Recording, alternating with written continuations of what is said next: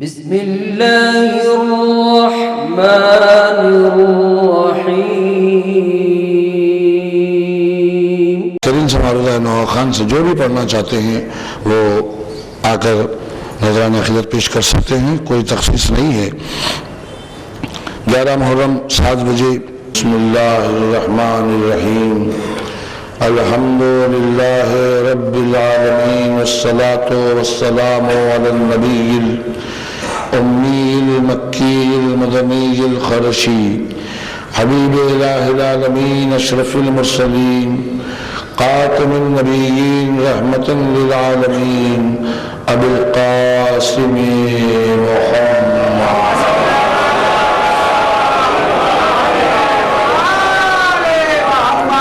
وعلى وارث علم النبیین حاکم یوم الدین رئیس العارفین سید الوصیین قائد الغر المحجلین قاتل الكفار والمشرکین قاطع الناکسین والقاسطین مصداق كل شيء احصيناه في امام مبين الشجاع الغضنفر خاصم طوبى وصخر ميزان الاعمال مخلب الاهوال وجه الله الذي من آمن به يمنا نفس الله الخائمة أذن الله الواعية عين الله الناظرة حجة الله البالغة الإمام نجم الصاخب إمام المشارق والمغارب مظهر العجائب ومظهر الغرائب الذي هبه فرج على الحاضر والغائب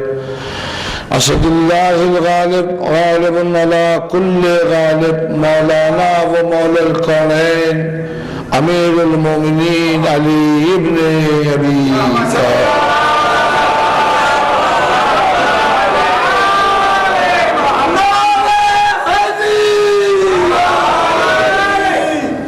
وأهل بيته الطيبين الطاهرين المعصومين المظلومين الذين أذهب الله عنهم الرجس وطهرهم تطهيرا.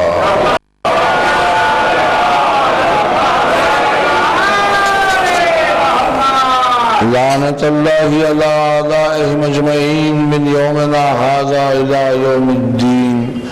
أما بعد فقد قال الله تبارك وتعالى في كتابه المقدس المبارك بسم الله الرحمن الرحيم قل الحمد لله وسلام على عباده الذين اصطفى الله عما يشركون.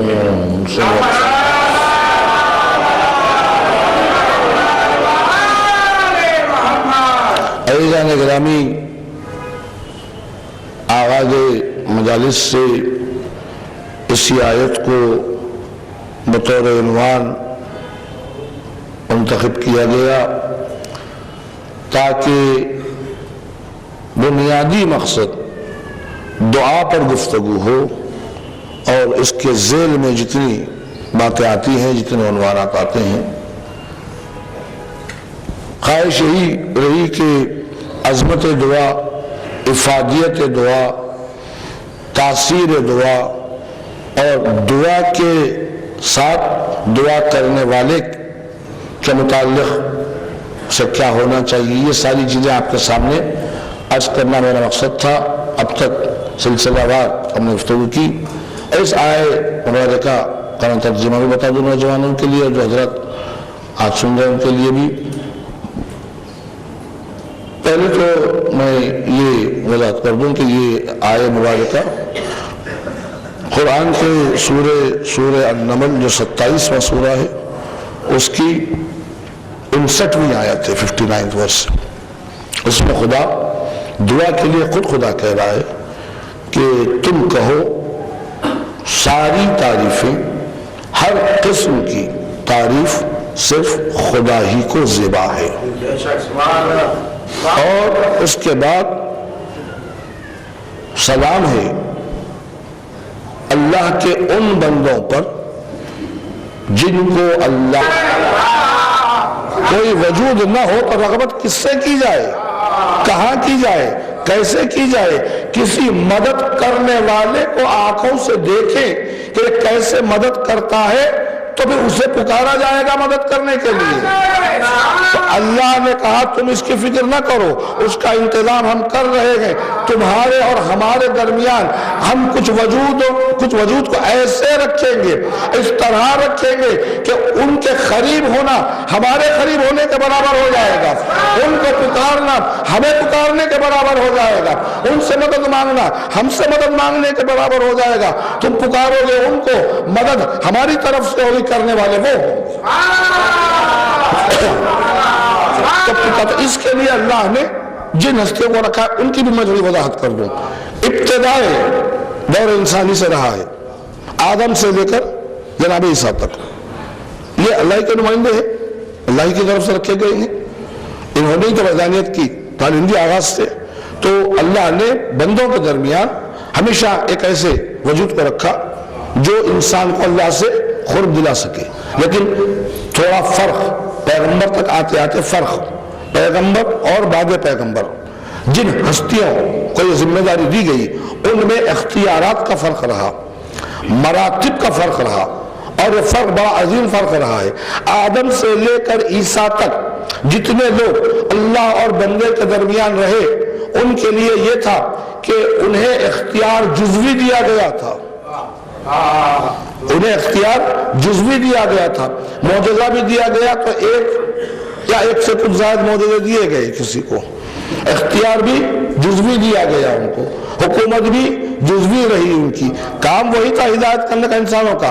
اللہ سے قربت کے لیے انہیں نیت کی ضرورت ہوتی تھی، کوئی کام انجام دے، کوئی بھی کام انجام دے تو انہیں زبان سے کہنا پڑتا تھا۔ مثلا عیسیٰ کا مردے کو زندہ کرنا کہنا پڑتا تھا قم بِإِذْنِ اللَّهِ۔ اسی طرح کسی بھی بندوں کے پیام کو اللہ تک پہنچانے کے لیے انہیں پہلے اللہ سے اجازت لینی پڑتی تھی، تب کہیں جا کے بندوں کے پیام ان تک پہنچتے تھے۔ یہی منصب آتے آتے نبوت سے امامت میں جب تبدیل ہو گیا تو اب یہاں حکومت بھی کلی ہے، اختیار بھی کل ہے، اور اللہ سے اتنی قربت ہے کہ انہیں کسی کام کے لیے بھی اللہ کی اجازت کی ضرورت نہیں پڑتی ہے۔ مردے کو زندہ کرے تو کہے قم بِإِذْنِی کہہ کے زندہ کر، میرے حکم سے، اس لیے کہ ان کا حکم اللہ کا حکم ہے۔ اب اپنے منشا کو ظاہر کرنے کے لیے اللہ کے اذن کی ضرورت نہیں ہے، ان کا منشا اللہ کا منشا ہے، ان کی مرضی اللہ کی مرضی ہے۔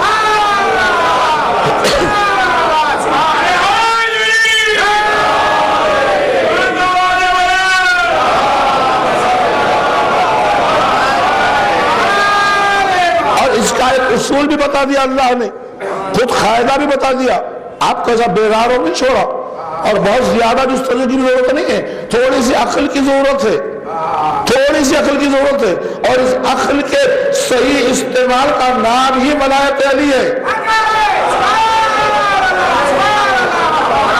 اس عقل کے صحیح استعمال کا نام ہی ولایت علی ہے۔ اگر آپ عقل کا غلط استعمال کر رہے ہیں تو اس کا مطلب یہ ہے آپ ولایت کا قائل نہیں ہے، بلکہ میں یوں کہوں جو ولایت کا قائل نہیں ہے وہ عقل کا غلط استعمال کر رہا ہے۔ تو اس عقل کی جو اصول بتا دیا، میں پکارو کہا نا، جب پکارو کہا تو نبی نے خود اللہ کا پکار لیا، جب پکارو کہا تو نبی نے خود اللہ کا پکار لیا، تو اللہ نے بتلا دیا نبی تم نے مجھے پکارا بے شک ضرور ہے، لیکن میں بھیجوں گا اپنے نمائندے کو تمہاری مدد کے لیے، تو اس کی مدد ایسی ہوگی جیسے میں کر رہا ہوں۔ تو آپ ہم کیا، ہماری حیثیت کیا، جب نبی نے اللہ کو پکارا تو علی مدد کے لیے آ گئے، جب نبی نے پکارا تو اب اگر تم علی کو چھوڑ کر اللہ کو پکارتے رہو گے تو کوئی آنے والا نہیں ہے، کوئی مدد کے لیے آنے والا نہیں ہے، اس لیے کہ کوئی اس مقام پر فائز ہی نہیں ہے کہ اللہ کی جگہ پر آئے، اللہ کے مقام پر آئے۔ تو یہ بات اصول بتا دیا گیا قدرت نے اپنی جانب سے کہ کام انجام وہ دیں گے، ہوگا ہمارا، نسبت ہماری رہے گی۔ اور بہت سی نسبت کی بات آئے تو بہت سی باتیں ہیں، مجھے اور بھی بہت سی چیزیں کرنی ہے آپ کی خدمت میں۔ دعا کے لیے میں نے کہا کہ یہ بات میں سلسلہ وار ہونی ہے، دعا کرنے والا کیسا ہونا چاہیے، تو اس کے لیے کچھ باتیں ہیں مختصر سی کہ دعا کرنے والے کے لیے یہ ہو کہ اس کے قول و فعل میں، عمل اور عقیدے میں، دل اور زبان میں یکسانیت ہو، ہم آہنگی ہو۔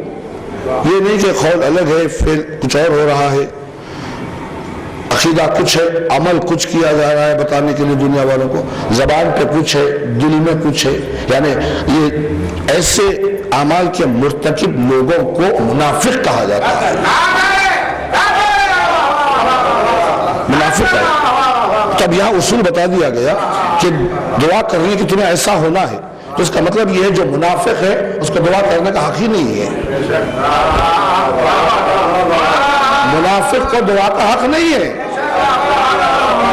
اب ایسی دنیا میں عزیزان گرامی، ایسے زمانے میں جہاں منافق کو دعا کرنے کا حق نہیں ہے، عجیب بات ہے، گزشتہ سال بھی یہی موضوع کے مطابق تھا، آج بھی جب میں بات کر رہا ہوں تو یہی بات ہو رہی ہے۔ منافق اسی کو کہتے ہیں نا جو دل میں کچھ ہو، زبان پہ کچھ ہو، ظاہر کچھ ہو، باطن کچھ ہے، اندر کچھ ہے، باہر کچھ ہے، دن میں کچھ ہے، رات میں کچھ ہے۔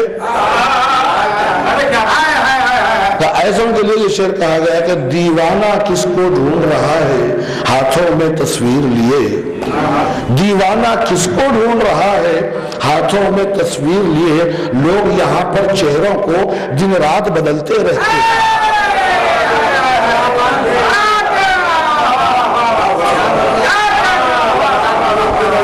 اتنی تیزی سے چہرے بدلے جا رہے ہیں کہ پہچان مشکل ہو گئی کہ کون دوست ہے کون دشمن ہے۔ پیغمبر اسلام نے کہا ہے، عزیزان گرامی میں اپنے سے نہیں کہہ رہا ہوں، دعا ندبہ میں پڑھ لیجئے گا، پیغمبر نے کہا یا علی میرے بعد اگر آپ نہ ہوتے تو مومن اور منافق کی پہچان نہیں ہوتی۔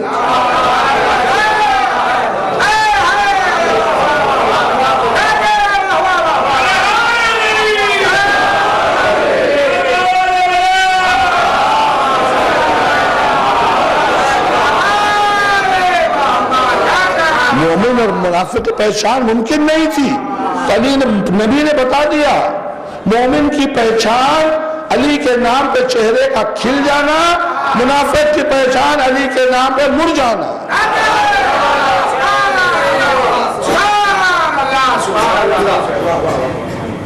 اسی کے ساتھ بات یہ آگے بڑھی کہ یوں کہ اصول کی بات بتائی گئی ہے، دعا کرنے والے کے لیے یہ ہو کہ وہ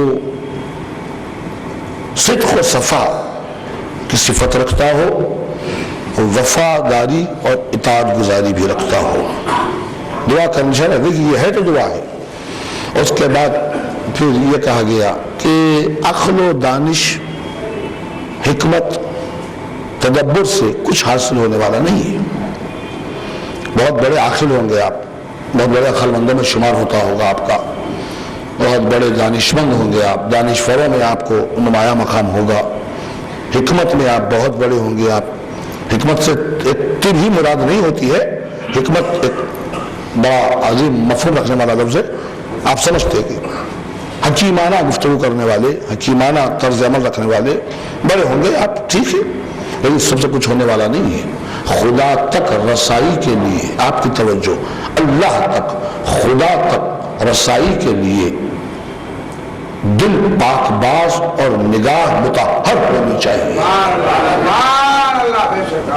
دل نیاز مند ہو، نگاہ پاک باز ہو۔ دل نیاز مند ہو، نگاہ پاک باز ہو تو اللہ تک رسائی ہے، خدا تک رسائی ہے، ورنہ یہ ساری چیزیں اپنی جگہ پہ کوئی کام آنے والی نہیں ہے۔ تو اب یہ نگاہ کی پاک بازی، دل کی نیاز مندی، یہ انسانی وجود میں آئے کدھر سے؟ کوئی راستہ ضروری ہے، جب تک کہ کوئی راستہ نہ ہو انسان کے وجود میں بات آئے کیسے؟ انسان کا دل نیازمند ہو کیسے، نگاہ پاکباز ہو کیسے؟ کوئی راستہ درکار ہے نا، تو اللہ نے راستہ بتا دیا۔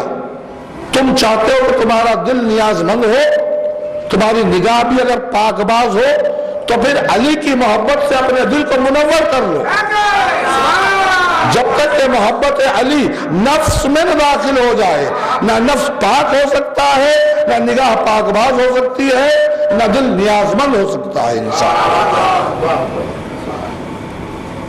شرائط میں ہمارے علماء نے کچھ چیزیں بتائی ہیں، چند باتیں۔ قبولیت دعا کی شرائط، ان میں یہ بات ہے وہ یہ کہ ایک تو یہ کہ انسان حضور قلب کے ساتھ رجوع ہو، دوسرے سکون قلب کے ساتھ رجوع ہو، تیسرے رقت قلب کے ساتھ رجوع ہو، چوتھے خضوع و خشوع کے ساتھ، خضوع و خشوع کے ساتھ، اور ایک جگہ ایک مقام پر بیٹھ کر، چلتے پھرتے اٹھتے بیٹھتے ایک جگہ ایک مقام پر بیٹھ کر مکمل طور پر پورے کنسنٹریشن کے ساتھ، پوری توجہ کے ساتھ انسان رجوع ہو خضوع کے ساتھ۔ اس کے بعد یہ کہا کہ دعا کرنے والا پاک غذا کا استعمال کرنے والا ہو، حلال غذا کا استعمال کرنے والا، جو کھا رہا ہے پاک ہو، حلال غذا کا استعمال۔ تو یہ شرائط قبول کی یہ ہے، تو دعا کی قبولیت کے امکانات بھی ہے۔ اور پھر خود مولا کائنات امیر المومنین علی بن ابی طالب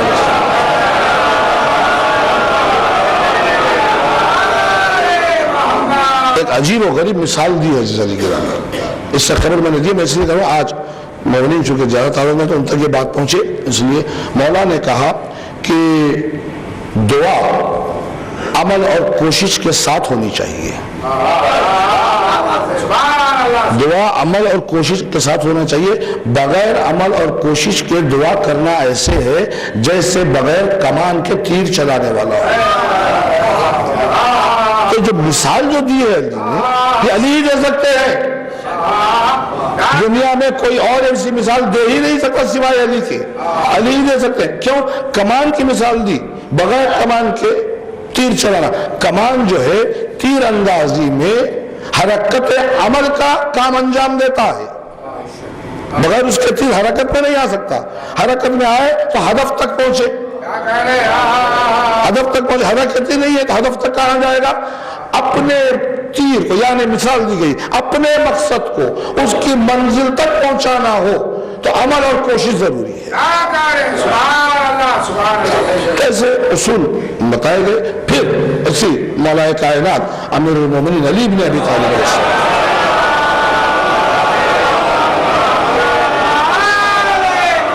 دعا کے نہ قبول ہونے کی وجوہات بھی بتلائی، دعا کے نہ قبول ہونے کی وجوہات بھی بتلائی۔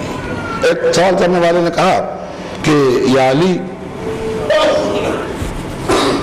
ہم دعا کرتے ہیں ہماری دعا قبول نہیں ہوتی، جبکہ خدا کہہ رہا ہے کہ تم دعا کرو میں قبول کرنے والا ہوں، پھر کیا بات ہے؟ تو مولا کائنات نے ارشاد فرمایا کچھ باتیں ایسی ہیں جن میں تمہارے دل و دماغ نے خیانت کی ہے، کچھ باتیں ایسی ہیں کہ تمہارے دل و دماغ نے ان میں خیانت اس لیے قبول نہیں ہوتی۔ ان میں سے کچھ باتیں یہ ہیں، پہلی بات تو یہ کہ تم اللہ کو پہچانتے ہو، اللہ کو پہچانتے ہو لیکن اس کے احکام پہ عمل نہیں کرتے۔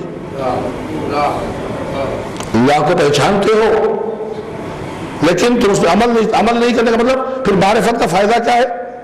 مولا نے بتلایا کہ عمل اور معرفت ایک دوسرے کے لیے لازم و ملزوم ہے۔ آپ کو معرفت ہے، عمل نہیں کر رہے ہیں، معرفت بیکار۔ آپ کو معرفت ہے، عمل نہیں کر رہے ہیں، معرفت بیکار۔ معرفت نہیں ہے، عمل کر رہے ہیں، عمل بیکار۔ تو دونوں کے لیے لازم ہے کہ یہ ہو۔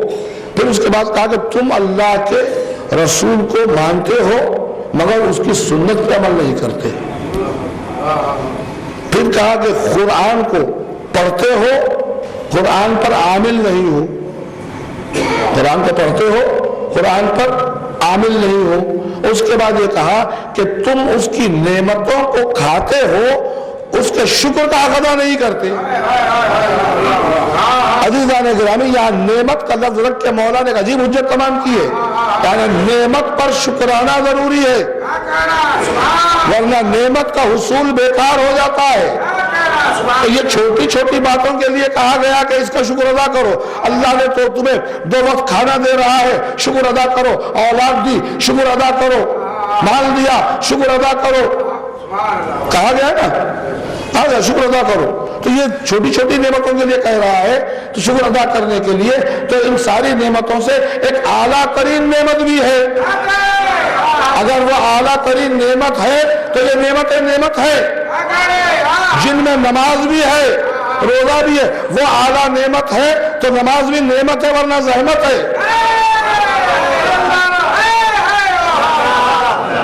وہ عظیم ترین نعمت ہے تو روزہ بھی نعمت ہے، ورنہ فاقہ ہے۔ وہ عظیم ترین نعمت ہے تو حج بھی حج ہے، ورنہ صرف کعبے کا چکر ہے۔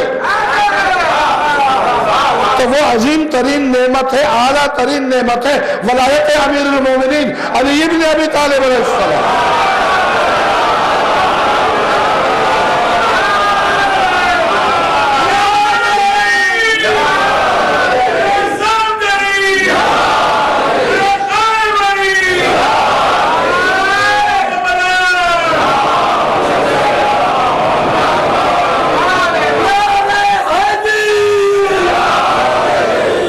نعمتوں کا شکر ادا نہیں کرتے، نعمت استعمال کرتے شکر۔ اب اتنی عظیم نعمت ہمیں ملی ہے، علی کی محبت بشکل ولایت، اب اس کا شکر کیسے ادا کرے؟ تو اس کے شکر ادا کرنے کے کئی طریقے ہیں۔ سب سے عظیم ترین طریقہ یہی ہے کہ فرش عزا پہ آ جائے، ان کی خوشی میں خوش ہو جائے، ان کے غم میں ماتم کر لے۔ یہ اس نعمت کا شکرانہ ہے۔ اپنی اولاد کو اپنی نسلوں کو ولایت علی غم حسین پر قائم رکھے، یہ شکرانہ ہے۔ ایسا نہ ہو کہ تم نے تو نعمت سے استفادہ کر لیا، تمہاری اولاد محروم رہ جائے۔ دعا کے نہ قبول ہونے کے جو وجوہات بتائی گئی ہے، ان میں یہ بھی ایک اہم ترین مقام بتایا گیا کہ یہ چیزیں تم میں نہیں، خیانت کرتے ہو تم ان معاملوں، تو کیسے قبول ہوگی دعا؟ چھٹے امام جعفر صادق علیہ السلام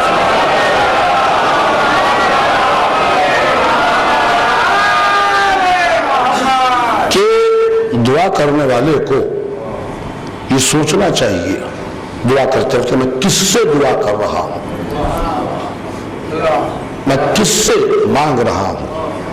جو چیز مانگی جائے تو اس غور و فکر کے ساتھ مانگی جائے کہ میں کس سے طلب کر رہا ہوں، کیا طلب کر رہا ہوں۔ آداب دعا میں تب سوال یہ پیدا ہوتا ہے کہ ہم حقیر، فقیر، ذلیل، کمتر، بے نوا، بے بذات مانگ رہے ہیں اس سے کہ جس سے اعلیٰ کوئی نہیں، جس سے بڑا کوئی نہیں۔ ہم چھوٹے سے چھوٹے، وہ بڑوں سے بڑا، ہم کمتر سے کمتر، وہ اعلیٰ سے اعلیٰ، ہم بدتر سے بدتر، وہ بہتر سے بہتر، ہم عبد و ذلیل و حقیر و مسکین و مستجیر، اور وہ سبحان ربی الاعلیٰ کا مصداق۔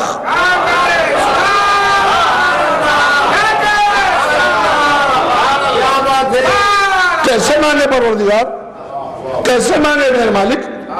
کوئی معیار تو ہو، تیرا معیار اتنا بلند، ہمارا معیار اتنا پست، اتنا کم، مانگے کیسے؟ اللہ نے کہا اس کی فکر نہ کرو، تمہارے درمیان پھر ایسے وجود رکھوں گا جن کی زبان سے دعا نکلے گی پڑھنا تم،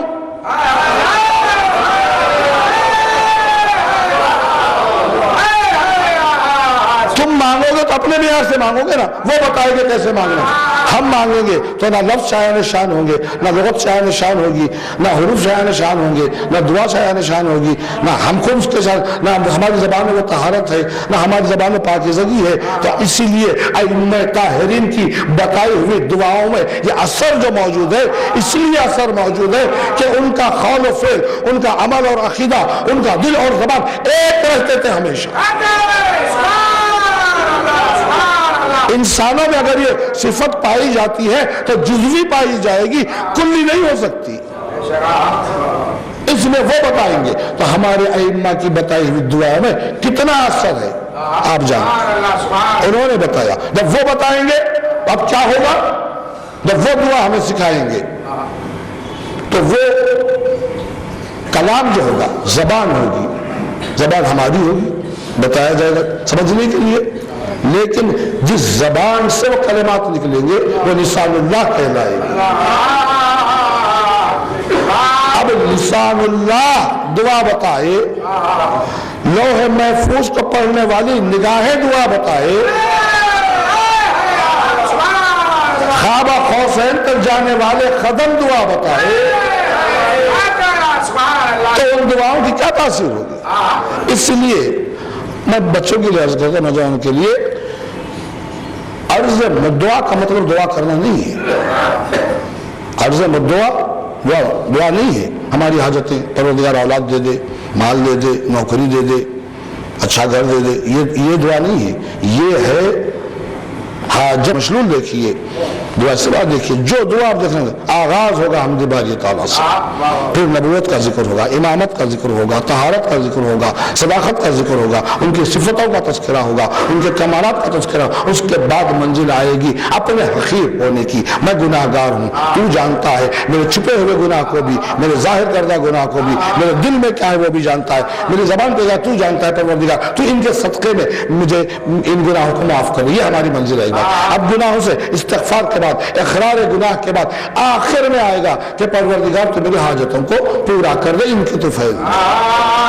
اصول یہ بتایا گیا کہ بعد حمد باری و تعالی منقبت بھی اگر تم اقرار گناہ نہ کرو گے، تو اسے حضرت انیس نے بڑے عجیب انداز میں پیش کر دیا کہ سامنے عادل کے اس یہاں سے حجاب آنے کو ہے، دور رحمت کے اب فرد حساب آنے کو ہے۔ اس یہاں سے حجاب ضروری ہے، اس یہاں کا اقرار ضروری ہے، اس کے ساتھ رحمت کو طلب کرو۔ تب انہوں نے لفظ رحمت رکھا۔ میں یہی کہتا ہوں کہ لفظوں کے پیچھے حروف جو آتے ہیں سامنے، ہمارے الفاظ جو آتے ہیں یہ پردے کے ساتھ آتے ہیں، یہ حجاب کے ساتھ آتے ہیں۔ ان حجابات کو ہٹانا ہمارا کام ہے۔ انیس نے لفظ رحمت رکھ دیا، پردہ ڈال کر رحمت کے لفظ سے پردہ ہٹائیے، چہرہ امیر المومنین علی بن ابی طالب نظر آئے۔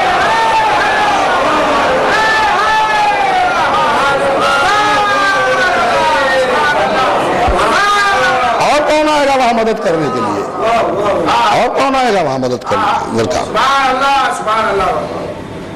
اسی سلسلے میں قرآن سے مسلسل استفادہ رہا ہے ہمارا۔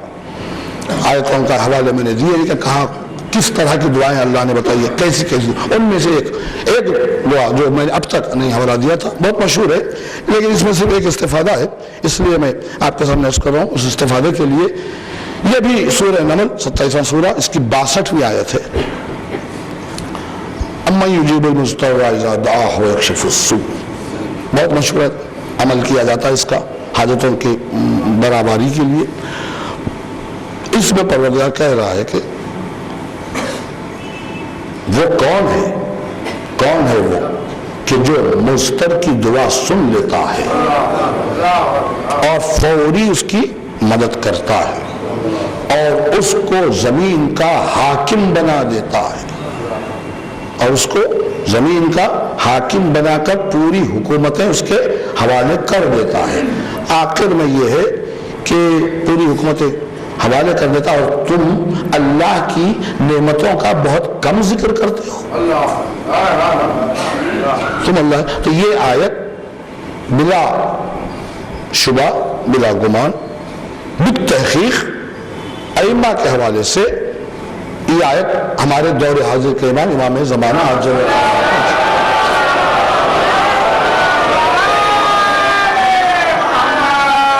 آپ جب ظہور فرمائیں گے کعبے میں مقام ابراہیم پر ٹہر کر امام 2 رکعت نماز ادا کریں گے، اس آیت کی تلاوت کریں گے، اللہ فوری امام کی دعا قبول کرے گا، اور اب وہ جو سلسلہ رہے گا، حکومت ہے امام کی پوری کائنات پر، سب کچھ ہے۔ اس کے بعد جو مجھے اس سے استفادہ کرنا ہے کہ میں یہ عرض کرنا چاہتا ہوں کہ دعاؤں کی قسم ایک یہ بھی دعا ہے قرآن میں کہ دعا، اور اس آیت کی یہ تاثیر یہ ہے کہ ہم اپنی مصیبتوں میں اگر اس آیت کی تلاوت کرتے ہیں تو ہماری مصیبت ٹل جاتی ہے۔ یہ کہا کہ تم اللہ کی نعمتوں کا بہت کم ذکر کرتے ہو، پھر دعا سے نعمت کو مربوط رکھا اسی آیت میں، آیت الگ نہیں ہے، میں نے 2 آیتوں میں تلاوت نہیں کی، 2 آیتیں نہیں پڑھی، ایک ہی آیت میں ہے کہ تم اس کی نعمتوں کا بہت کم ذکر کرتے ہو، تو اللہ یہ چاہتا ہے کہ بطور دعا بھی ذکر ہو تو اس کی نعمتوں کا ذکر ہو، اور اس کی نعمتوں کا ذکر محمد و آل محمد ہی ہو سکتا ہے، یعنی تم ان کا ذکر کرتے رہو، یہی نعمت کا شکرانہ ہے۔ ہم نے تمہیں نعمت دی ہے، سوال بھی اسی کا ہونے والا ہے۔ عزیزان گرامی، اللہ کی نعمتوں میں دیکھیے آپ، ایک معیار کی بات ہوتی ہے، اللہ اگر کوئی چیز کسی سے طلب کرے گا تو اس کا معیار کیا ہوگا؟ اسی لیے آپ دیکھیے ہمارے ائمہ کی زندگی میں کبھی کوئی چیز مانگی ہی نہیں، اور اگر مانگی تو عباس کو مانگا،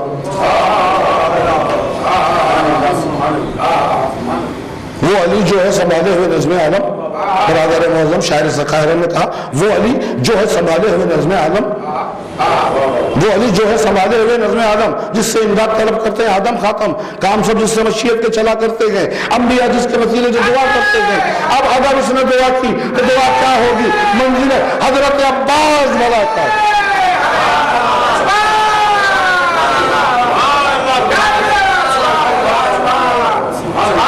علی نے بتا دیا معیار، علی مانگے گا تو یہ معیار سے مانگے گا۔ اب اللہ اگر تم ناچیز بندوں سے کچھ مانگے گا تو کیا مانگے گا؟ غذا کا حساب مانگے گا؟ تم نے یہ مرغ مسلم کیوں کھایا؟ ارے یہ تو تمہارے لیے حلال کیا ہے، حلال کمائی سے جتنا چاہے کھاؤ۔ کس نے کہا منع کیا ہے اچھی غذا کھانے سے؟ اچھا لباس پہننے سے کس نے منع کیا ہے؟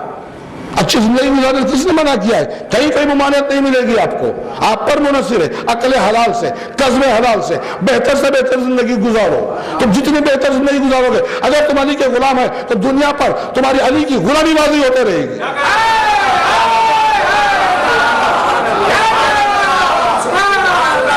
تم جتنے بلند ہوگے دنیا میں، غلامی علی ظاہر ہوتی رہے گی پوری دنیا پر۔ علی کا غلام ایسا ہوتا ہے۔ کس نے منع کیا ہے؟ تب اللہ کیا سوال کرے گا؟ میں نے اتنے پیسے دیے تھے تمہیں، اتنا بڑا گھر دیا تھا، اتنا بڑا محل دیا تھا، جائیداد دی تھی، کیا سوال کرے گا؟ سوال کا امام فرماتے ہیں محشر کے دن اللہ جب نعمت کا سوال کرے گا تو وہ نعمت ہماری محبت ہوگی کہ تم نے اس کا کیا کیا۔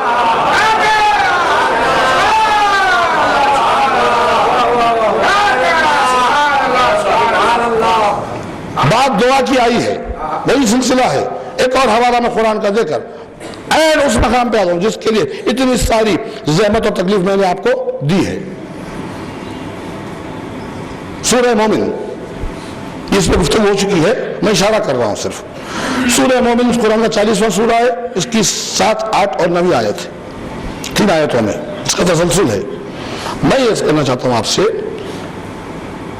کہ اللہ کو دعا کتنی پسند ہے، دعا کرنا، دعا سننا، ایک دعا کرنے والے کی مدد کرنا نہ کتنا پسند ہے اللہ کو، اتنا پسند ہے، اتنا پسند ہے کہ عجیب و غریب حکمت اس نے اختیار کی۔ آپ مجھے بتائیے کہ دعا کی حاجت کسے ہوتی ہے؟ حاجت مند کو ہوتی ہے۔ دنیا میں کون حاجت مند نہیں ہے؟ فقیر سے لے کر بادشاہ تک سب حاجت مند ہے۔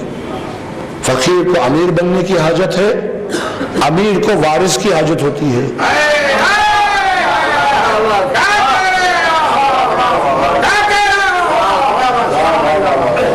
امیر امیر کو اپنی امارت کے استحکام کی حاجت ہوتی ہے.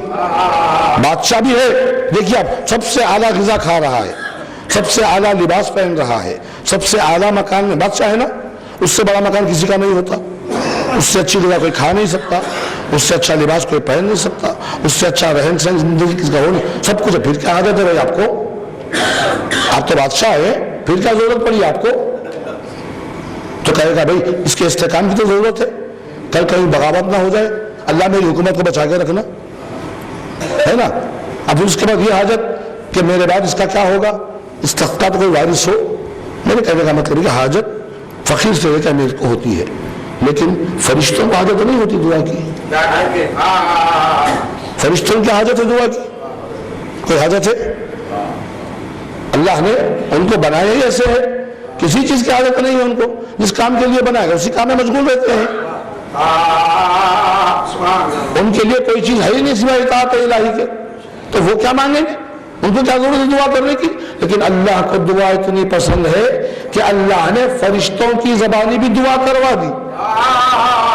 سورہ مومن کی آیتیں پڑھے، جس میں تفسیر و ترجمہ ملا کہ میں اس کا موقع نہیں ہے، وقت بھی کم رہ گیا، کہ یہ فرشتے جو عرش کو اپنے ہاتھوں پہ اٹھائے رہتے ہیں، پروردگار سے کہتے ہیں کہ پروردگار تو ان ایمان لانے والوں کی مغفرت کر دینا، ان سے جو جنت کا وعدہ کیا ہے جنت میں پہنچا دینا. انہوں نے ایمان تیرے کہنے پر یہ ایمان لائے ہیں تو ان کی مغفرت کرنا. تو اس آیت میں صاحبان ایمان کے متعلق ذکر ہے. چھٹے امام فرماتے ہیں اس آیت میں الا الذین آمنوا کا جو ذکر ہے وہ ہمارے شیعہ ہمارے چاہنے والے ہیں. تو اللہ کو نہ صرف دعا کرنا بہت پسند ہے بلکہ دعا کروانا مومنین کے لیے، علی کے چاہنے والوں کے لیے پسند. دعا کروائی تو علی کے غلاموں کے لیے کروائی، اپنے لیے بھی نہیں کروائی، اپنے واسطے بھی نہیں کیا. اب اس میں عرش کے معنی بتائے گئے، جس عرش کو اٹھائے یہ عرش کا مطلب اس میں جو معنی لیے گئے، اس سے مراد ذات اقدس پیغمبر اسلام اور ان کے اوصیاء، یعنی وہی دعا کے ساتھ پھر وسیلہ بھی ہے. عرش کو اٹھائے ہوئے ہیں تو دعا بھی ہاتھوں پر ہے، وسیلہ بھی ہاتھوں پر ہے. اور دعا ہو رہی ہے کس کے لیے؟ ہم گناہگاروں کے لیے. امام فرما رہے ہیں کہ ہم گناہگاروں کے لیے. تو اللہ کو دعا اتنی پسند ہے کہ فرشتوں سے بھی دعا کروائی، لیکن منتخب دعا کروائی، مستثنیٰ دعا کروائی، سب کے لیے نہیں، صرف علی کے چاہنے والوں کے لیے. اس کی تفسیر میں امام فرماتے ہیں، ایک فقرہ مجھے کرنا ہے، اس کے ایک فقرے کے لیے میں یہاں تک لایا ہوں آپ کو، کہ امام فرماتے ہیں کہ پروردگار عالم کچھ ملائکہ کا مقرر کرتا ہے ہمارے ہر چاہنے والے کے لیے. ان کا کام یہ ہوتا ہے کہ وہ ان کی پیٹھ پر سے گناہوں کو ایسے جھاڑتے جاتے ہیں، گراتے جاتے ہیں جیسے پتجھڑ میں ہوا جھاڑوں سے پتوں کو گراتی ہے. مجھے یہاں ایک پیغام دینا ہے، ایک میسیج دینا ہے، اس لیے میں اس کر رہا ہوں. یہاں امام کے کہنے کا تفسیر کا مطلب معذلہ ترغیب گناہ نہیں ہے کہ اب آپ گناہ کرتے جائیں، پھر ان کی تو ڈیوٹی ہے، ان کا تو کام ہی ہے. اب آپ گناہ کرتے جائیے، وہ گناہ جھاڑتے جائیں گے. علی کا غلام، حسین کا آزادار، اس کا کردار یہ ہونا چاہیے کہ اے میرے ملک، تیری ڈیوٹی تو اللہ نے مقرر کی ہے، تیرا تو کام وہ ہے، لیکن تجھے میں بہت کم سے کم زحمت دوں گا.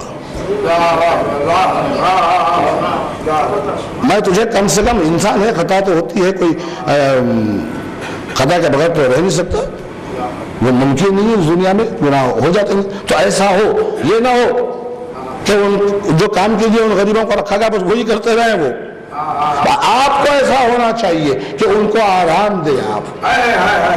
اور دیکھیے آپ جب یہ عمل ہوتا ہوگا تو یہ بات لازم ہے کہ سامنے آئے کہ بھئی کیسا چاہنے والا ہے، کس طرح کا چاہنے والا ہے، کہ اتنی محنت کی جا رہی ہے ملائکہ سے.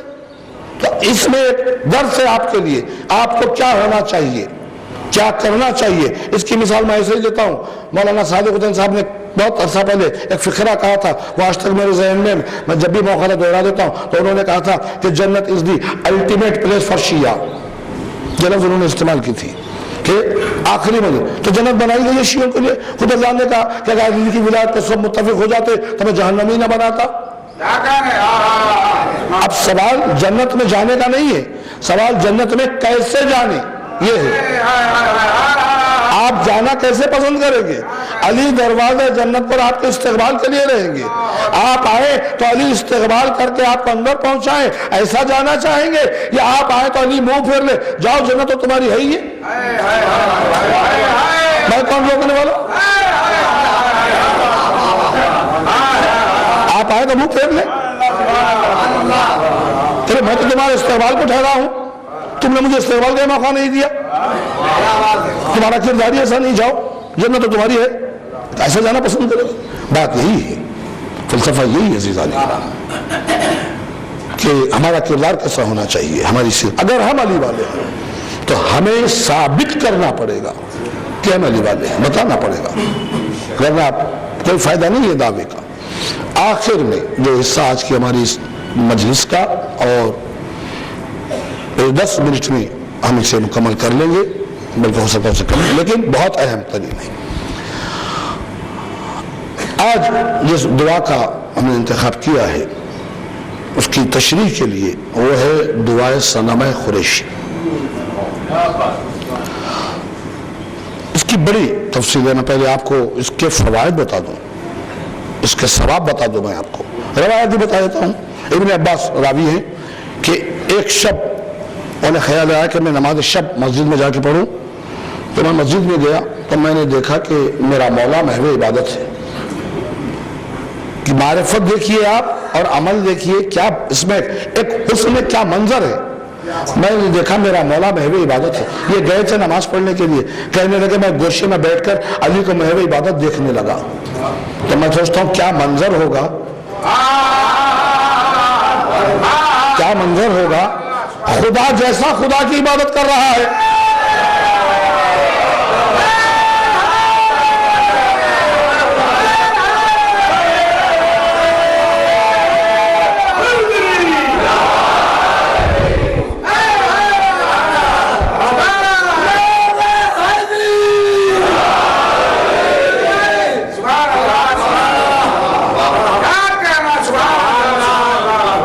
عبودیت کو بچانے والا معبود کی عبادت کر رہا ہے.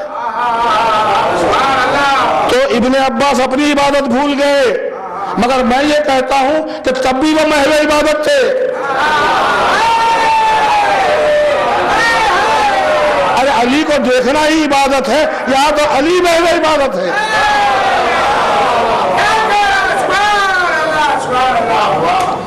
وہ کہتے ہیں کہ میں بیٹھ گیا سننے لگا. میرے مولا نے نماز شب تمام کی، وتر پڑھی. اس کے بعد علی نے کچھ ایسی دعا پڑھی کہ میں نے آج تک نہیں سنی تھی. وہ ختم کرنے کے بعد میں نے مولا سے پوچھا یا علی میری جان آپ پہ قربان ہو جائے، یہ کون سی دعا تھی؟ تو مولا نے کہا ابن عباس یہ دعائے صنم قریش تھی. اب علی نے کہا سنو پڑھنے والے کو اس کا ثواب کیا ہے. پہلی بات علی نے کہی ثواب یہ ہے کہ یہ جو دعا پڑھے گا اسے ثواب ملے گا کہ ایسے ہوگا جیسے وہ پیغمبر اسلام کے ساتھ جنگوں میں، جس میں تبوک کا بھی ذکر ہے، جنگوں میں ہمراہ رہ کر ان کے سامنے جام شہادت نوش کیا ہو. پھر یہ کہتے ہیں مولا کہ 100 ایسے حج اور 100 عمرے جو پیغمبر کے ساتھ ادا کیے گئے ہوں. 100 حج 100 ایسے عمرے جو پیغمبر کے ساتھ ادا کیے گئے ہوں. پھر اس کے بعد کہا 1000 سال کی نمازوں کا ثواب ملے گا اسے. روز محشر پیغمبر کے ساتھ مشہور ہوگا. اس کے بعد کہا ابن عباس کتنا ہی خطا کار کیوں نہ ہو، اتنی خطا ہے کہ آسمان کے تاروں کے برابر، زمین کے ذرات کے برابر، درختوں کے پتوں کے برابر، وہ بھی معاف کر دیے جائیں.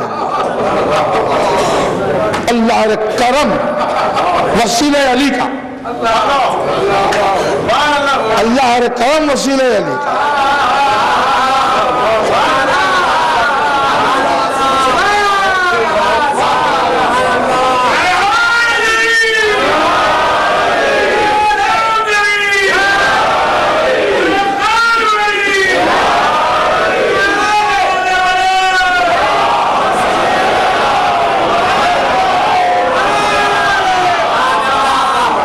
اس کے بعد کہا یہی نہیں نہیں ابن عباس یہ ہوگا، بلکہ وہ عذاب سے بھی محفوظ رہے گا، اس کی قبر میں جنت کا ایک دروازہ کھول دیا جائے گا۔ اس کے بعد کہا ابن عباس ہمارا کوئی چاہنے والا اگر کسی مصیبت اور بلا میں گرفتار ہو جائے تو وہ یہ دعا پڑھے مولا کی۔ اب میں یہاں سے آپ کی مکمل توجہ چاہوں گا اس پورے، بلکہ میں یہ اگر کہوں تو غلط نہیں ہوگا کہ پہلی مجلس سے جو میں نے دعا پر مسلسل کانسنٹریٹ کیا ہے اور اتنے پہلو اس کے آپ کے ساتھ، ان سب کا دار و مدار اسی بیان پر ہے۔ اگر آپ متوجہ رہیں گے تو مجھے میری محنتوں کے ضائع ہونے کا افسوس نہیں ہوگا، میرے مولا کے کلام کے ضائع ہو جانے کا افسوس ہوگا جو پیام علی نے دیا ہے اس دعا میں، کہ بزبان علی ہے۔ ویسے پوری دعائیں جتنی ہیں وہ بزبان ائمہ طاہرین ہیں اور ہر زبان علی کی زبان، لیکن بطور خاص بات کر رہا ہوں آپ یہ علی نے یہ دعا، اب خود علی کی زبانی ہے دعا، یہ بہت ساری دوسری دعائیں جو ہے جن میں حمد و ثنا وہ ہم سے کہلوایا گیا ہے، ہمارے ذریعے کہلوایا ہے۔ اس میں دو حصے ہیں، ایک حصہ اختصام سے کچھ قبل تک بزبان علی جاری ہے پورا، علی کہتے ہیں، اس کے بعد ہمارے لیے وہ حصہ علی کا نہیں ہے، ہمارا حصہ ہے، وہ میں عرض کر لوں گا آپ کی خدمت میں کیا ہے۔ پہلے یہ بتا دوں آپ کی خدمت میں، اتنا ثواب آپ نے دیکھ لیا، اب ایک محظوظ ہونے کی بات ہے، پھر ہم دعا کا آغاز کرتے ہیں۔ اتنا ثواب آپ نے سن لیا، یہ ثواب کا ہے پتہ ہے آپ کو؟ اب تک ہم سمجھ رہے تھے، اب تک ہم جب تک کہ بہرحال اس دعا کی معرفت نہیں تھی، میں تو یہی کہوں گا جب تک کہ اس دعا کی معرفت نہیں تھی ہم یہ سمجھ رہے تھے کہ دعا خدا کی حمد و ثنا کا نام ہے، دعا منقبت کا نام ہے بے شک ہے، دعا اقرار گناہ کا نام ہے، مغفرت طلب کرنا دعا ہے نا، یہ ساری چیزیں ہیں، محبت کا اظہار دعا ہے، محبت تولا ہے، تولا کا اظہار دعا ہے، وحدانیت کا اقرار دعا ہے، نبوت کا اقرار دعا ہے، ولایت کا اقرار دعا ہے، تولا کا اظہار کرنا دعا ہے، تو پتہ چلا کہ اس کے ساتھ لعنت بھی دعا ہے۔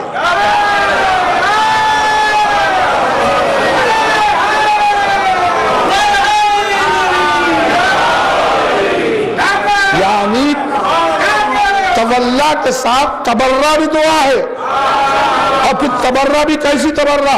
آپ کی ہماری نہیں ہے، علی نے تبرہ کیا ہے، علی نے تبرہ کیا ہے۔ یہ آنکھیں رکھ کے اندھے لوگ،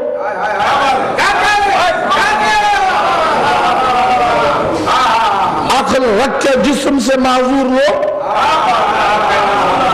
نہ انہیں نظر آتا ہے نہ سمجھ آتی ہے کہ میرے مولا نے کب کہاں کیا بات کہی ہے، الزام لگا دیا جاتا ہے میرے مولا پر۔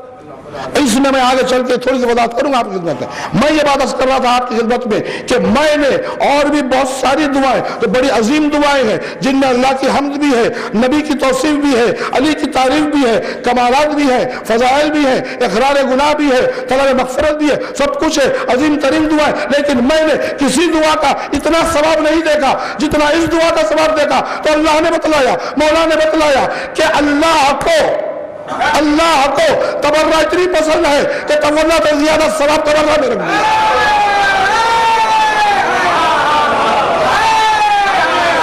علی سے محبت کے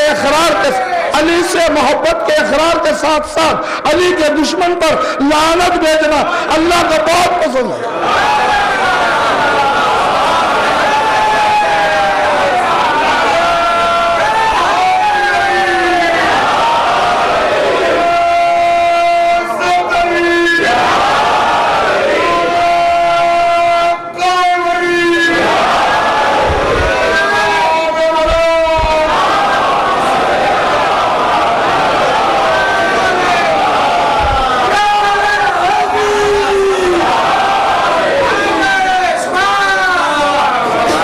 بڑا ثواب ہے لعنت کا، تبرہ کا بڑا ثواب بتایا گیا ہے۔ اب یہاں سے کچھ حصے منتخب، پوری ویسے دعا بہت طویل بھی نہیں ہے بہت مختصر بھی نہیں ہے، درمیانی دعا ہے، لیکن پھر بھی میں پوری دعا تو نہیں کر سکتا، کچھ حصے مجھے چھوڑنے پر، لیکن بہت اہم ترین حصوں کی جانب میں آپ کی توجہ چاہوں گا کہ علی آغاز میں جیسے کہ بسم اللہ سے آغاز ہوتا ہے، اس کے بعد درود و سلام محمد و آل محمد علیہ السلام۔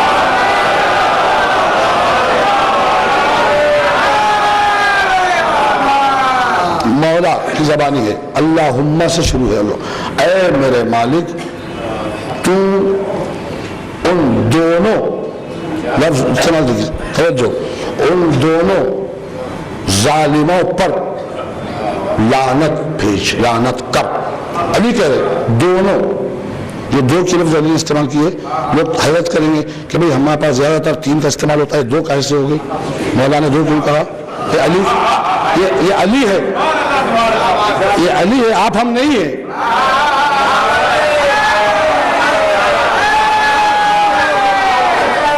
کہ جوش میں آ جائیں، جذبے میں آ جائیں. علی کے لیے جوش جذبہ نہیں ہے.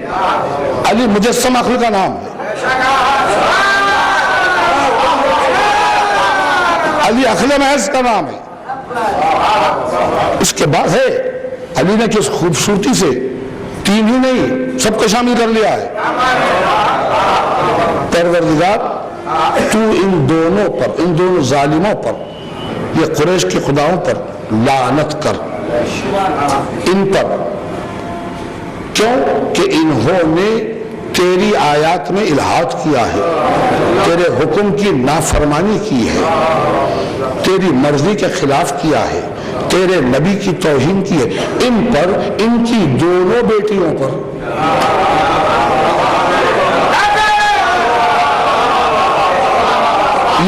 یہ وہ دو بیٹیاں ہیں جن پر لعنت کے بغیر چھٹے امام کی نماز پوری نہیں ہوتی تھی.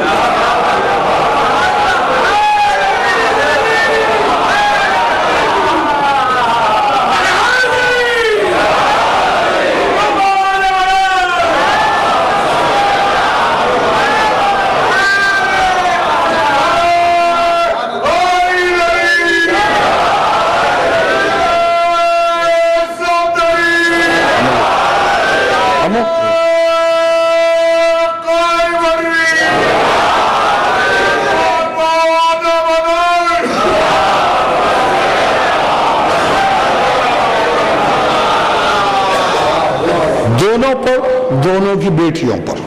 اس کے ساتھ وجوہات بھی ہیں. کیوں؟ انہوں نے ظلم کیا، انہوں نے حق کو باطل بتایا، باطل کو حق ثابت کرنے کی کوشش کی. تو ان پر آگے بڑھ کے کہا ان پر. اب دیکھیے یہاں تو ان کے چاہنے والوں پر، ان کے مددگاروں پر، ان کی پیروی کرنے والوں پر. پیروی رکھ کے علی نے سلسلے کو آج تک پہنچا دیا.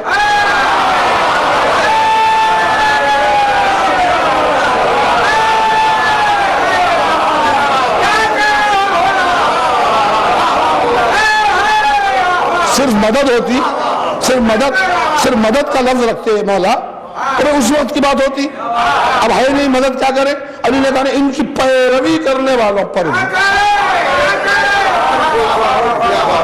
اب جو آگے چل کے وجوہات بتائی ہے نا مولا کائنات نے، وہ بڑی دردناک بھی ہے، بڑی مصیبت زدہ بھی ہے.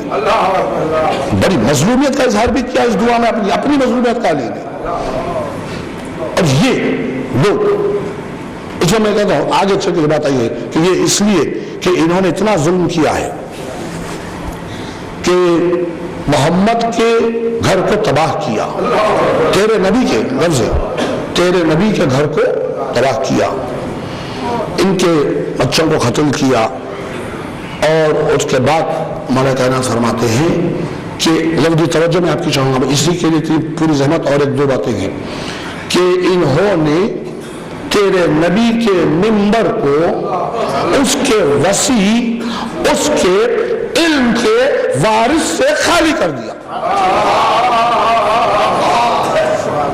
اب جو اقرار ہے نا مولا کہہ رہے ہیں، پھر آج یہ دنیا والے کیا کہہ رہے ہیں علی کے بارے میں؟ اسی لیے میں کہہ رہا ہوں کہ جو دشمنی کے لیے ان کے دشمن، علی کے دشمن، علی کے دشمنوں پہ لعنت ہے. تو دشمنی ایک طرح کی نہیں ہوتی خالی. دشمنی علی کے مقام کو کم کرنے کی کوشش کا نام میں دشمنی ہے.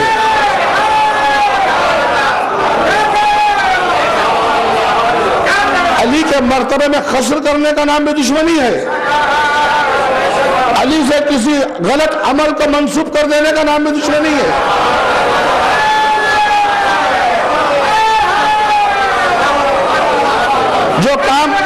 کام علی نے کیا ہی نہیں، اس کو منسوب کر دینا بھی دشمنی ہے۔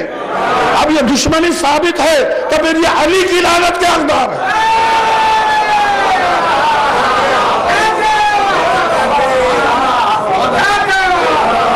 آپ کی ہماری منزل تو بات کی ہے، علی لعنت کرے ایسے لوگوں پر۔ یہ علی نے واضح کیا کہ یہ لوگ وہ ہیں جنہوں نے یہ کام انجام دیا ہے۔ اس کے بعد مولا فرماتے ہیں کہ انہوں نے نبی کے گھر ڈھا دیا اور ظلم کا استعمال کیا۔ علی نے لفظ دیکھیے، میں مجبور ہوں، دعا میں ہے، آپ جا کے پڑھ بھی سکتے ہیں۔ مولا نے کہا کہ انہوں نے وہ ظلم کیا کہ جس سے شہزادی کونین کا حمل ساخت ہوا اور محسن کی شہادت ہوئی۔ اب اگر ان پہ لعنت نہ ہو تو کس پہ لعنت ہو؟ اس کے بعد اس واقعے کی جانب اشارہ ہے۔ لوگ تاریخی واقعات کو مسخ کرنے کی کوشش کرتے ہیں، آج کل تو بہت عام وبا چلی ہے، کسی بھی واقعے کو آسانی سے کہہ دینا من غلط ہے، یہ ہوا ہی نہیں۔ ٹھیک ہے تم کہہ لو مان لو، لیکن علی نے اگر کسی واقعے کی جانب اشارہ کیا ہے تو ایسے ہی محکم ہے جیسے سورج کا نکلنا محکم ہے۔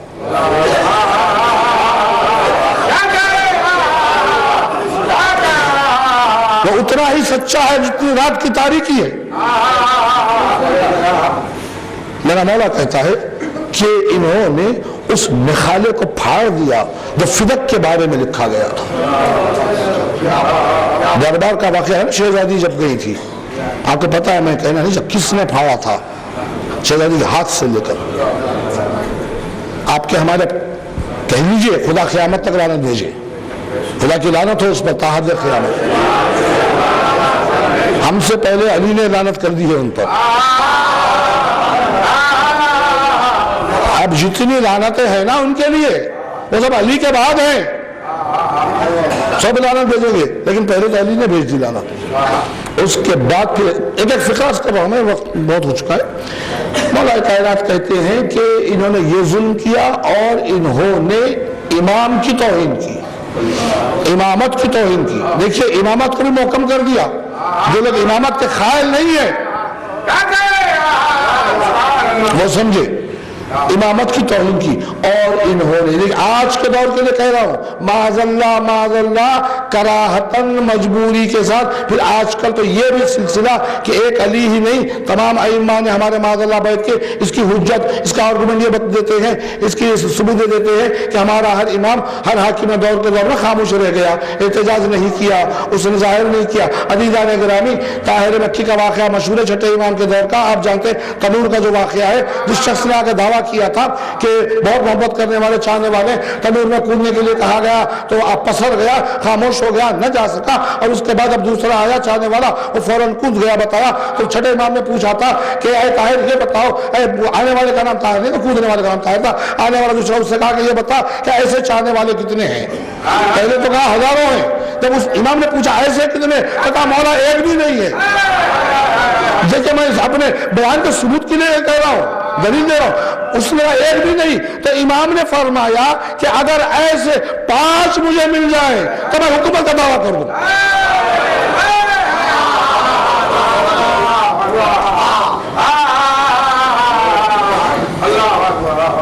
ایسے 5 اگر مل جائیں تو میں حکومت کا دعویٰ کر دوں۔ تو ایسا دور تھا۔ اب تم کہتے ہو معاذ اللہ کراہت، علی کہہ رہے کیا کہہ رہے سنیے گا، ابھی میں اس مقام پر نہیں آیا ہوں۔ علی کہہ رہے ہیں کہ ان لوگوں نے یہ کیا، اس کے بعد یہ کہا علی نے کہ انہوں نے امامت کی توہین کی، بیعت کے پرخچے اڑا دیے۔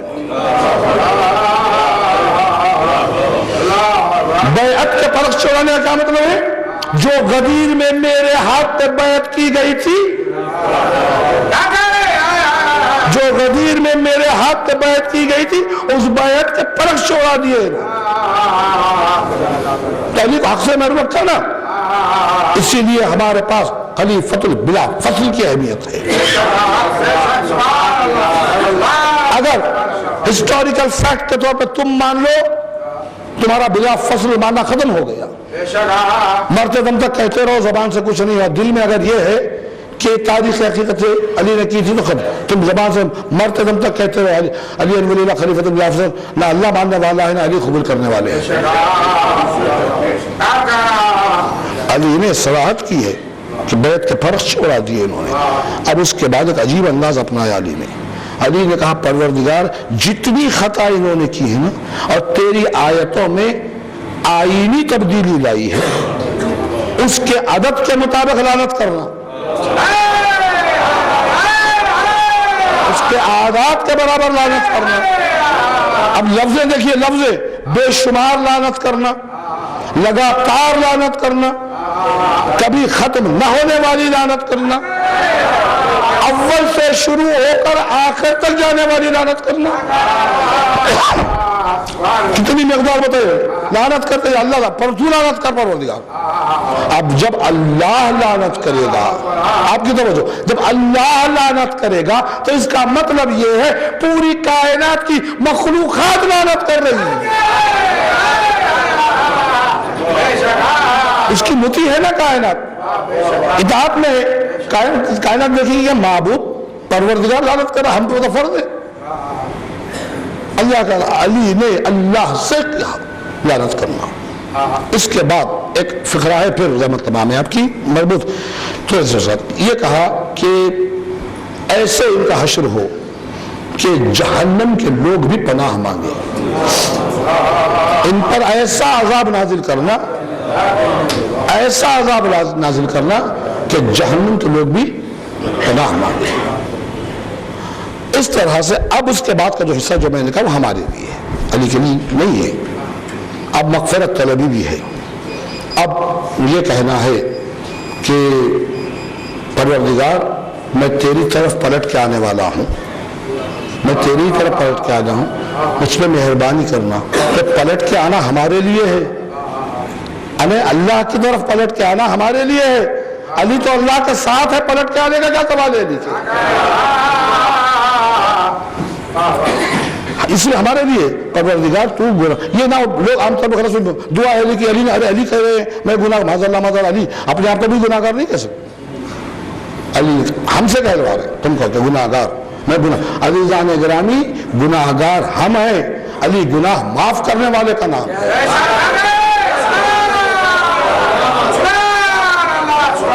مغفرت طلب ہم لوگ ہیں، علی مغفرت کرنے والا ہے. یہاں پر آگے اختتام پہ دعا ختم ہے. یہ سب کر دے پروردگار میرے مغفرت کر، ان کے صدقے میں محمد و آل محمد کے درود اور رحمتیں نازل فرمائیں.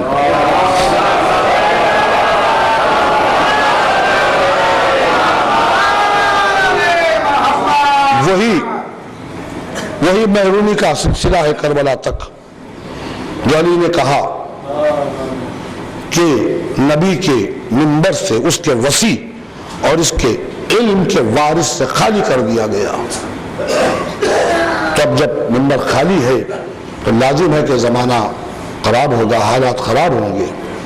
وارث موجود ہے، وارث موجود ہے، وسیع موجود ہے، لیکن وہی بات اصرار ہوا حسین سے بیعت کا. تو حسین خود دست خدا کا بیٹا بھی ہے، دست خدا بھی ہے.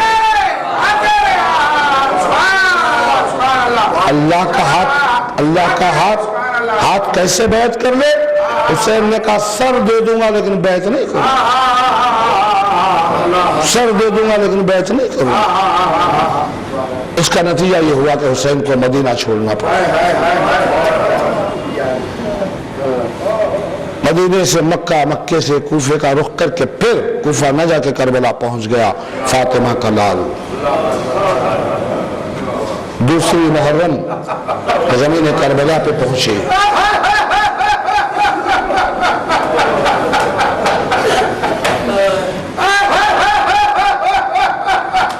تیسری محرم سے پانی بند کر دیا گیا.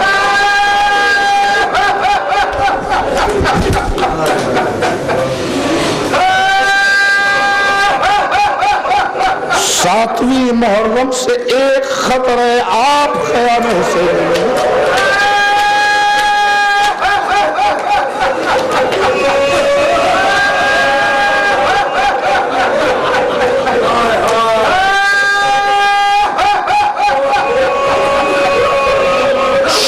عاشور آئی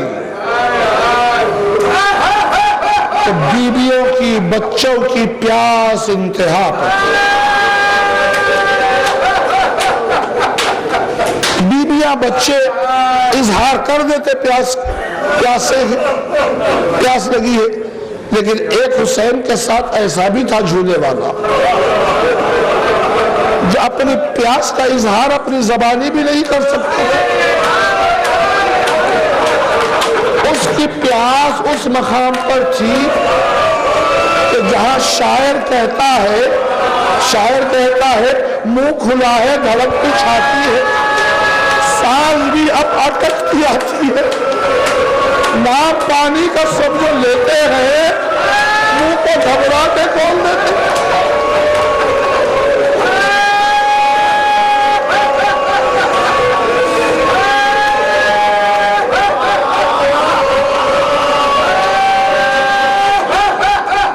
رات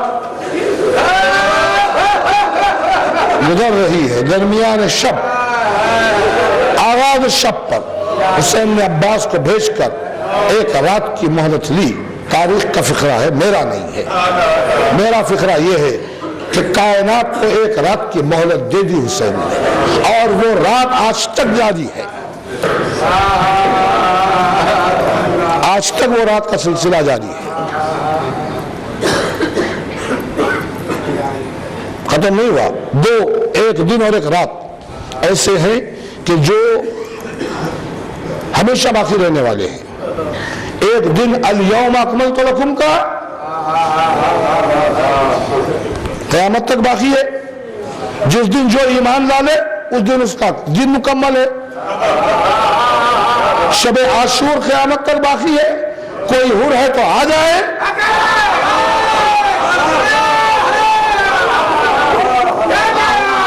دیکھیے اس رات بظاہر محنت لینے کے بعد اگر صبح حر نہ آتا تو دنیا کو کہنے کا موقع ملتا۔ دنیا کیا جانتی ہے؟ صرف حسین نے حر کے آنے کے لیے نہیں کیا تھا، حسین جانتے تھے حر آنے والا ہے، لیکن صرف حسین کی آمد کے لیے نہیں لیا تھا، عبادتوں کی بقا کے لیے رات لی۔ وہ رات تحفظ عبادات کی رات ہے۔ وہ رات اصحاب و انصار حسینی نے کیسے گزاری، تفصیل ہے اس کی۔ 3 دن کی بھوک اور پیاس کے بعد وہ اطمینان قلب تھا ان کے پاس کہ کوئی سجدے میں تھا، کوئی رکوع میں تھا، کوئی تلاوت قرآن کر رہا ہے، کوئی تسبیح پڑھ رہا ہے، اور پھر وہ بھی ہے آنے والے دن کا اہتمام بھی ہو رہا ہے۔ علی اکبر بار بار پوچھتے ہیں عباس چچا کل میدان میں کیا ہوا؟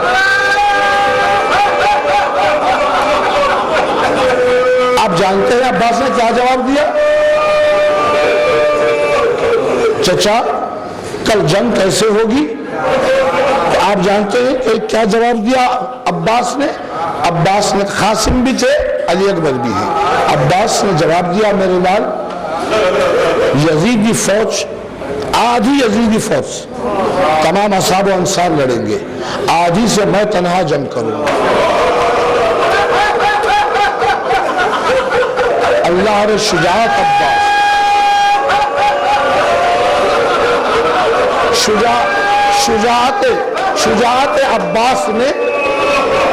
شجاعت عباس نے یزیدی فوج کو شب عاشوری تقسیم کر دیا تھا۔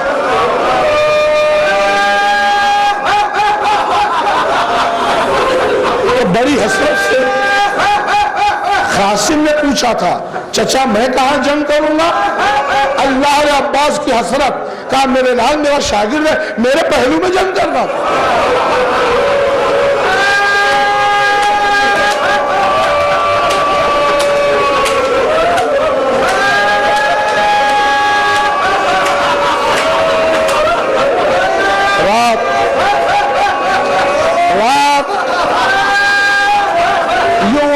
والے دن کے اہتمام میں گزر گئی، رات بھر پہرا دینے والے پہرا دیتے رہے، رات گزر گئی، صبح نمودار ہوئی، صحرائے کربلا میں لہن محمدی نے اذان دی، کائنات کے ذرے ذرے نے توحید و نبوت کی گواہی دی، ولایت کی گواہی دی۔ اذان کے اختتام کے بعد ابھی صبح صبح ہے، کچھ اندھیرا ہے، حسین مرکز میں ہے، چاروں طرف پہرا ہے، چاروں طرف حسین کی، ایک طرف کوئی ہے، کسی طرف حبیب ہے کہ، لیکن جس طرف زہیر خین کا پہرا تھا، اور پہرا بڑا سخت تھا، پہلے زہیر کے پاس آئے، پھر عباس سے گزرے، پھر حسین تک جا سکتا ہے کوئی۔ صبح عاشور ہے عزیزان گرامی، فاطمہ کی جان کی حفاظت کا مسئلہ ہے، کوئی کوتاہی نہ ہونے پائے۔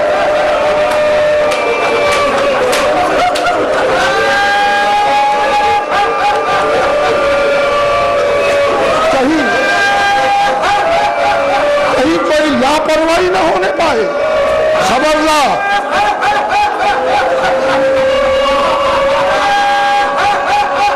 زہیر نے دیکھا، اور جو زہیر کے ساتھ پہرے پر تھے انہوں نے دیکھا، دور سے ایسے معلوم ہوتا ہے کہ کچھ لوگ آ رہے ہیں، گرد و غبار اڑ رہی ہے، آسانی سے پیش آنے جا سکتا۔ اسے حضرت انیس نے عجیب انداز میں نظم کیا، آنکھوں کے سامنے منظر پھر جاتا ہے، دور سے حضرت عباس نے دیکھا جو غبار، برق شیرانہ بہادر نے صدا دی ایک بار، کون آتا ہے وہی کھول کے رکھ دے ہتھیار، سامنے جلوہ نما ہے دو جہاں کا سردار، سرکشی پر کوئی خود سر نہ زیادہ آئے، چھوڑ دے بس وہی گھوڑے کو پیادہ۔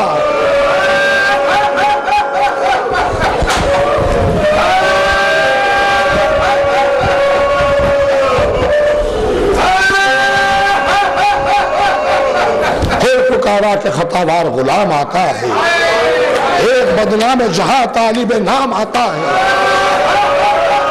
چومنے کو خدم پاک امام آتا ہے،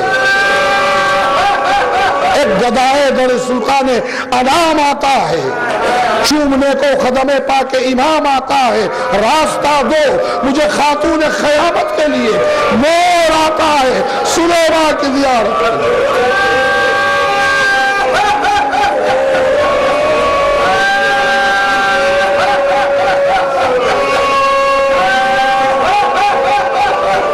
قریب آیا،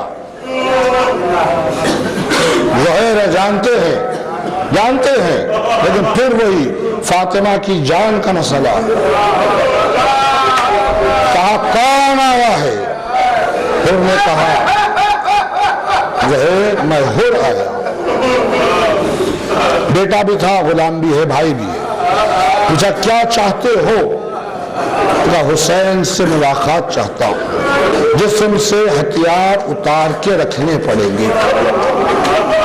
عرب میں، اس زمانے میں عرب میں کسی کے جسم سے جیتے جی اس کے ہتھیار اتروا لینا بڑا معیوب مانا جاتا ہے۔ خور تو بڑا صاحب قبیلہ تھا، بڑا بہادر بھی تھا، سپہ سالار بھی تھا، اب اس سے ہتھیار اتارنا ہے، ہتھیار تو اتارنے لگا، ایک ایک کر کے رکھتا جاتا، سر جھکائے ورکر، لیکن غیرت حر نے جواب دیا کہ زہیر غرض لے کے آیا ہوں،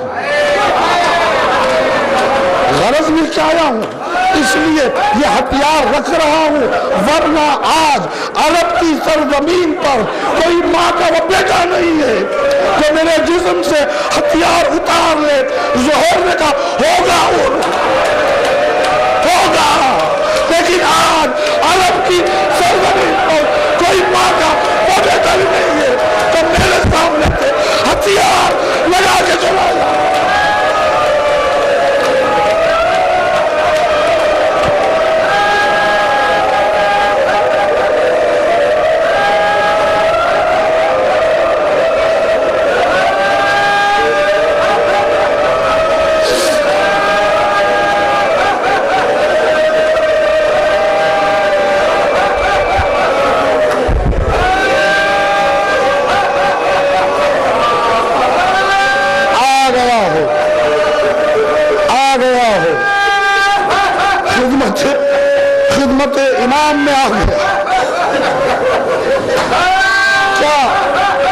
مرتبے بڑھائے جاتے ہیں. خدمت امام میں آ گیا. برسا برس یہی واقعات آپ نے والد محترم سے سنے ہیں. انہی کی بیعت یاد آ گئی. عرض کر رہا ہوں آ کے حسین کے قدموں پہ سر رکھ دیا تو وہ اصحاب کا ذکر کرتے ہوئے کہتے ہیں کہ انجام میں کشی پہ نظر رکھ کے پی گیا. شبیر کے رکاب پہ سر رکھ کے پی گیا. انجام میں کشی پہ نظر رکھ کے پی گیا. شبیر کے رکاب پہ سر رکھ کے پی گیا. اب یہ جو میں ولائے حسین پینا تک جوش آ گیا. کہنے لگا مولا میدان کی اجازت میرے بیٹے کو دے دے. باپ کہہ رہا ہے جوان بیٹے کو. آتے آتے دیکھیے آپ ابھی دم بھی نہیں لیا ہے. یہ ہے خلق کی تاثیر. اور قریب ہونے کے لیے برسوں درکار نہیں ہوتے. ایک لمحہ کافی ہے کسی کے دل سے قریب ہو جانے کے لیے.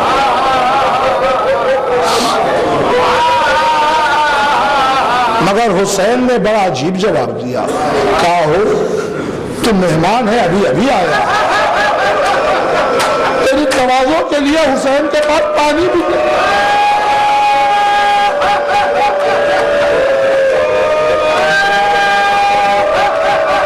کچھ دیر سائے میں دم لے لے. کچھ دیر سائے میں دم لے لے. کہا نہیں مولا اب زندہ رہنے کو دل نہیں چاہتا. ان کے بیٹے کو اذن ملا. میدان میں گیا. شریف باپ کا شریف بیٹا ہے. بہادر باپ کا بہادر بیٹا ہے. بڑا مارے کا انجام دیا. اور ظالموں نے اس پر بہت ظلم اس لیے کیا کہ دو طرح کی دشمنی تھی. ایک وہ دشمنی حسین سے تھی. دوسرے ہمارا ساتھ چھوڑ کر گیا. بہت سخت حملہ کیا. جب وہ زخموں سے چور ہو کے زمین پہ آنے لگا اس نے اپنے بابا کو آواز دی. بابا میرا سلام قبول کرے. ادھر کا ہر چلا. ضعیف باپ ہے. جوان بیٹے کا معاملہ. پوچھتا جاتا تھا میرے لال تو کہاں ہے. میرے لال تو کدھر ہے. تیرے باپ کو نظر نہیں آتا. ہر کانپنے لگا. میدان کے ایک گوشے سے آواز آئی ہر ادھر آ.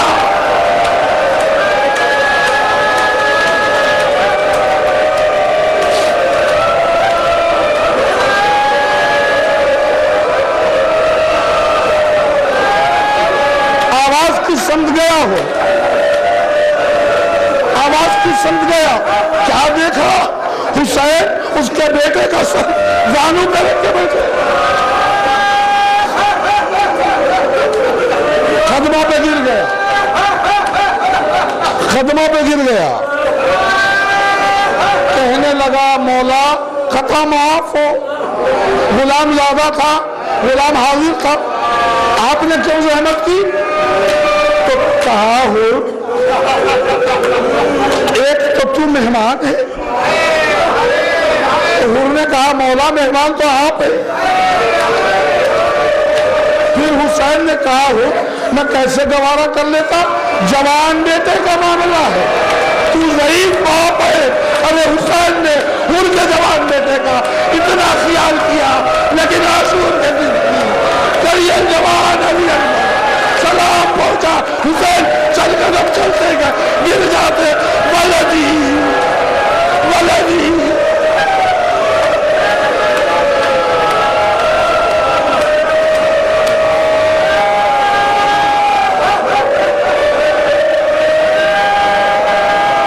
حسین کا خیال کرنے والا کوئی نہیں.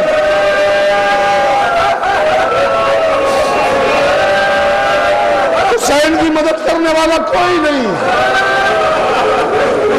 وقت گزرا. اصحاب و انصار جان دیتے گئے. حبیب نہ رہے. مسلم نہ رہے. وہیر نہ رہے. سعید نہ رہے. جان بھی نہ رہے. خانوادہ اہل بیت کے گھرانے کی قربانیاں پیش ہونے لگی. فاطمہ کا لال غریب ہوتا گیا.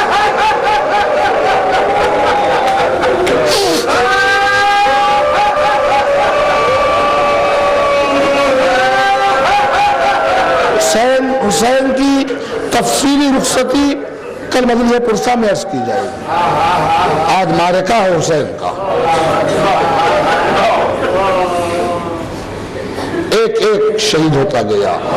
آنا محمد کے لاشیں بھی آ گئی. قاسم بھی پامال ہو گئے. عباس کے شانے بھی کٹ گئے. علی اکبر کا سینہ بھی زخمی ہو گیا. علی اصغر کا مزار بھی بن گیا. دامن حسین پر گرد مزار علی اصغر نمایاں ہو گئی. اب فاطمہ کا لال تنہا رہ گیا. اس عالم غربت و تنہائی میں بیٹے کے سرانے پہنچ تک ہمیں سلام سے سرفراز کر کے بیبیوں کو سلام پہنچا کے جناب زینب سے رخصت ہو کے فضا کو سلام کر کے جلتی زمین پہ لیٹ کے سکینہ کو سینے پہ سلا. فاطمہ کا لال غم حسین سے کوئی سمجھوتا نہیں کرتے.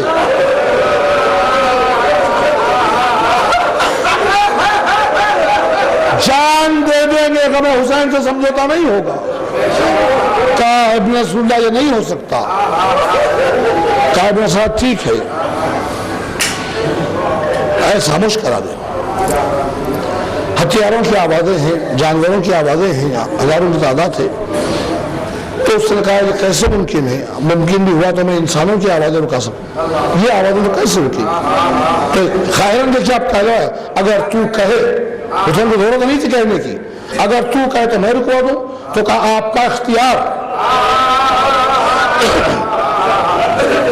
اللہ نے اس کی زبان سے اختیار حسین کو نکلوایا.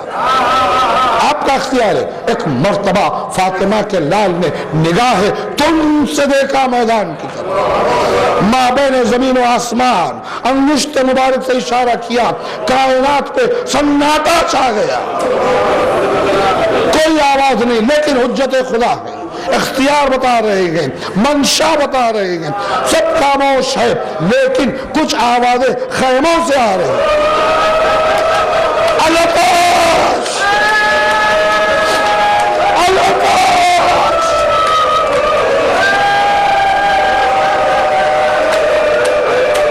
کہا ابن سعد سن رہا ہے, ان بچوں تک پانی پہنچا دے.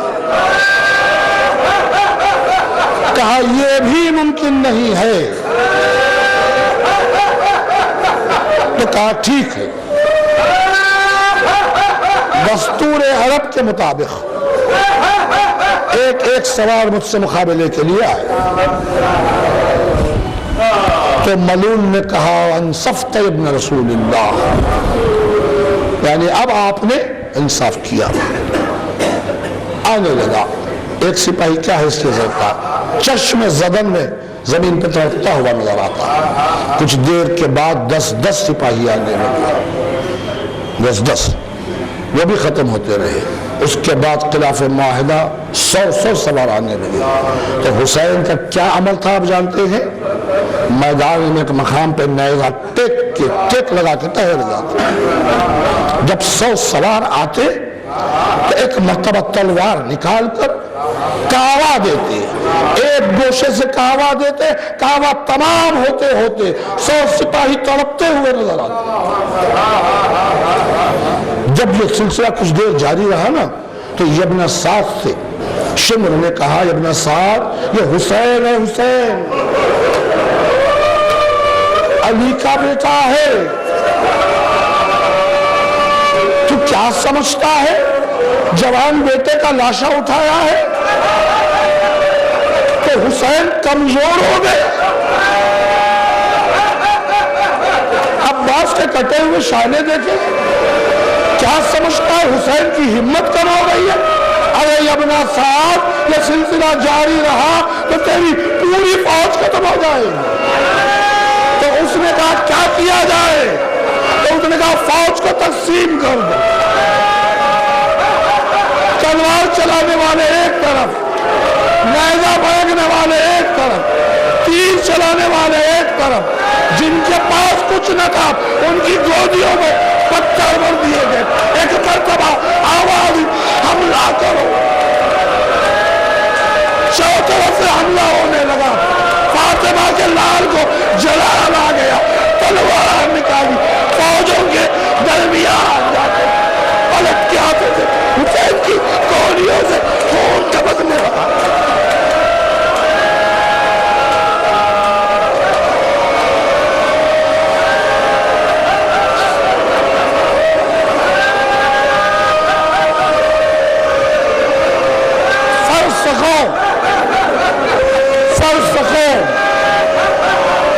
چلے جاتے تھے فوجوں کے درمیان، پلٹ کے آتے تھے، خون کی بارش ہو رہی تھی۔ تعجب ہوا لوگوں کو کہ 3 دن کا بھوکا پیاسا کیسے جنگ کر رہا ہے۔ خواہش بھی دیکھے حسین کیسے جنگ کر رہے ہیں۔ تو بلند مقام پر گئے، پہاڑی پر بلندی سے مشاہدہ کیا۔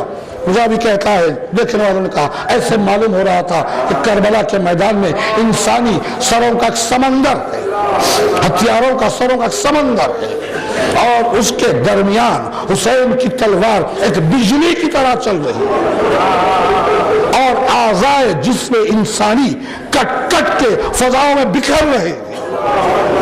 اب یہ جو قیامت کا سما دیکھا نا، اب فوجی سمجھ گئی مقابلہ نہیں ہو سکتا۔ اب کہنے لگے حسین علی اکبر کا واسطہ،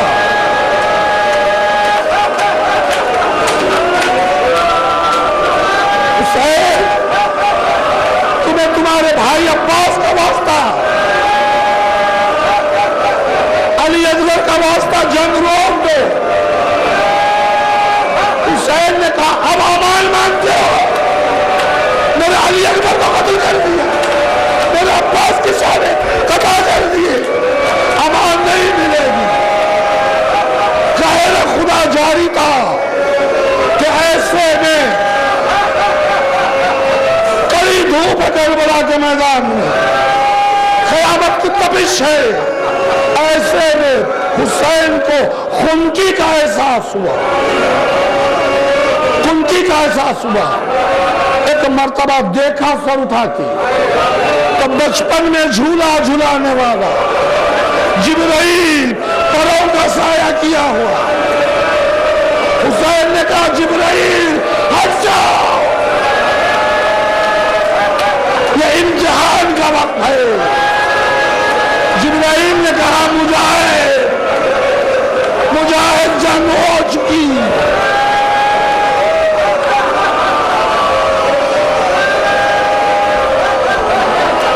جنگ ہو چکی،